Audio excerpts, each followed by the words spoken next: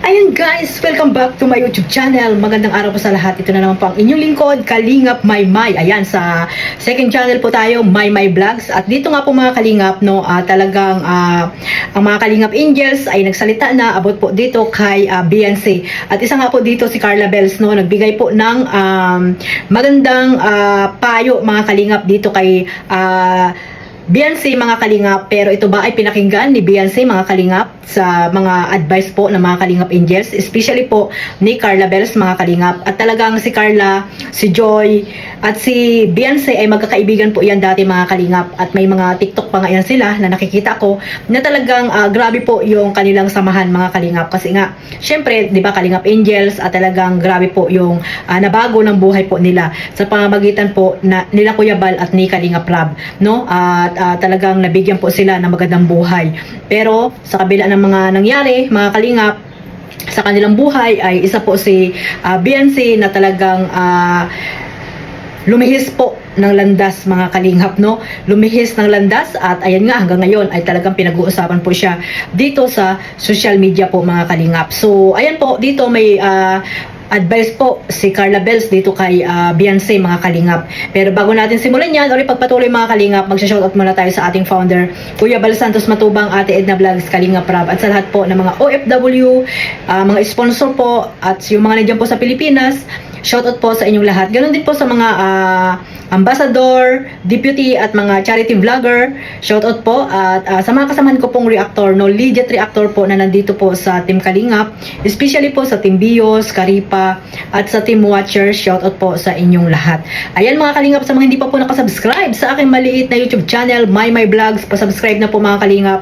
And click the notification bell para po updated kayo sa aking mga reaction upload araw-araw. So ito mga Kalingap, at meron tayong pakikinggang isang madamdaming advice po ni Carla Bells dito kay Beyonce, no? Tingnan natin kung ito ba ay pakikinggan or pinakinggan pero may ibang iniisip mga Kalingap. So ayan po, sama-sama po nating panoorin ito. Ano na lang siguro po, padayon lang. Tsaka siguro yung mga pinagdadaanan mo ngayon is magsilbing kumbaga lessons. Tsaka ano ka pa man, bata ka pa man din paggapo, bata ka pa man din maybe. Then yung mga bashers, ano na lang, ignore mo na lang o dead man na lang. Tsaka mas maraming taong nagmamahal sa'yo, yun yung pinaka-iisipin mo. Siguro kami dito sa Kalingap na andito naman kami, syempre kapag kailangan mo ng makakausap, mapagsasabihan, nandito lang kami mga ate.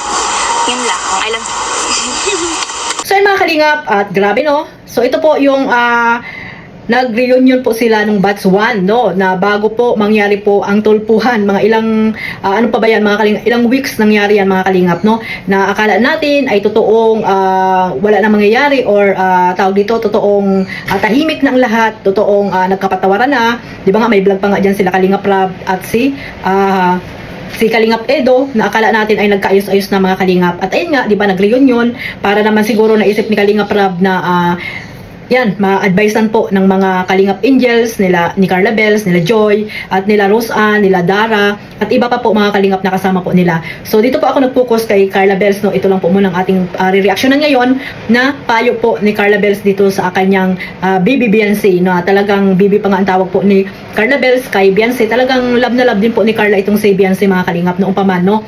At kapag nakikita sila ay talagang napaka-sweet mga Kalingap. Kasi nga, yun nga, mayroon silang talagang pinagsamahan sa Kalingap. Ayun nga, di ba, nagsama-sama po sila, nag-reunion po sila, di ba, batch 1. So, masaya, di ba, naligo pa sila sa ilog.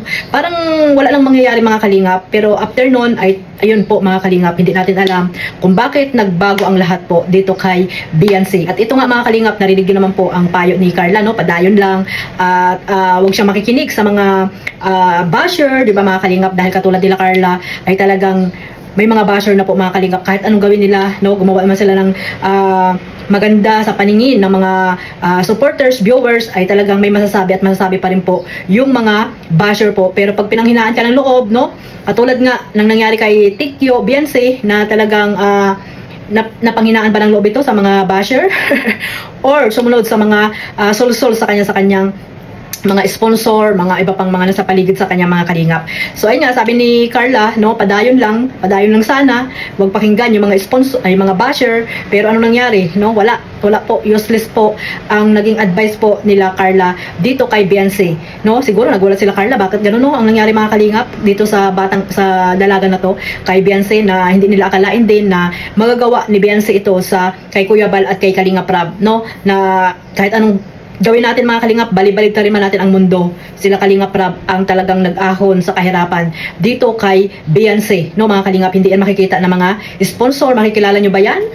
O kung wala ang programa ni Kuya Bal Santos Matubang, ano ngayon yan? Nag-aaral kaya yan? Baka nagtatrabaho na yan. Diba mga kalingap? Kung wala po ang team Kalingap na binuo ni Kuya Bal Santos Matubang, si Kalingap Rab na doon pa rin yan sa Manila, diba? Kahit anak ni Kuya Bal yan, na doon pa rin yan sa Manila nagtatrabaho.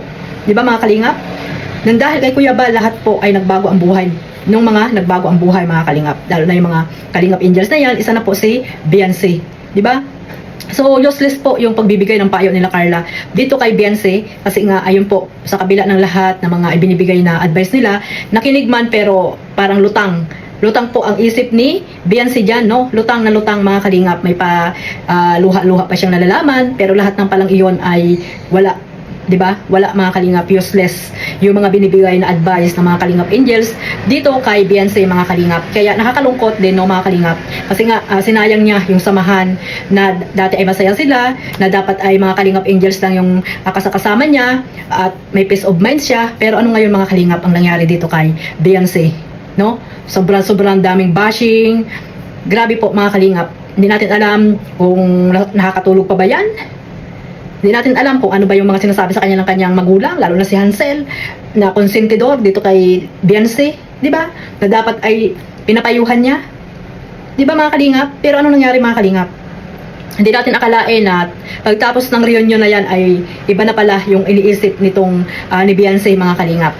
Kaya sayang yung mga binigay na advice nila Carla dito sa babaeng ito mga kalingap, no? Siguro yun nga, sabi ko, nag-iisip din sila Carla, no, kung bakit naging ganyan po itong si Beyonce mga kalingap.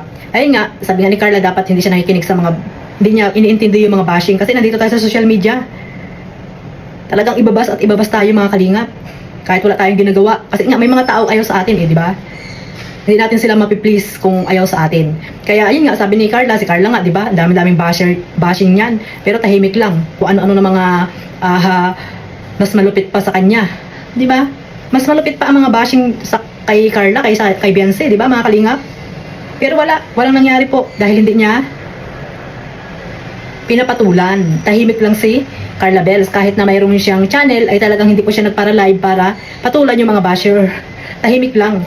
Dapat ganyan ang ginawa mo. Kung nagkaroon ka man ngayon ng channel, dapat na good vibes ka lang. Di ba? Hindi ka na nakikulab kung kani-kanino mga tao na nakakasira sa iyong pagkatao ngayon. Napahamak lang ang pamilya nyo. Lalo ka na, Beyonce. Sayang, no? Sayang. Wala na. Sirang-sara ka na dito sa sa social media. Lahat ng pagmumukha mo nandyan na kung ano-ano mga pinagagawa sa mukha mo. Diba? Kaya bago tayo magawa ng mga bagay na alam natin na ikakapahamak natin, dapat 1,000 million pag-isipan. Pero wala, sarado po ang isip. Anong magagawa? Pati nga sila Kuya Bal, di ba, pinatulpo. Sarado ang isip dahil nga sa mga nakapaligid sa kanila na walang magawa sa buhay, kundi ipahamak si Beyonce. Kaya sayang po yung mga advice nila Carla dyan. So ayun po, maraming salamat po sa walang sawang pagsuporta sa aking maliit na YouTube channel, My Vlogs, at sa aking second channel, Kalingap Maymay. At syempre, huwag niyo pong kalimutan suportahan Kuya Bal Santos Matubang, Ate Edna Vlogs, Kalingap Rab, at Jomcar, Kalingap Edo, at sa lahat po ng mga charity vloggers sa mandako ng lugar po dyan sa Pilipinas, at mga reactor. God bless po sa lahat. Mabuhay po ang Team Kalingap. Bye-bye.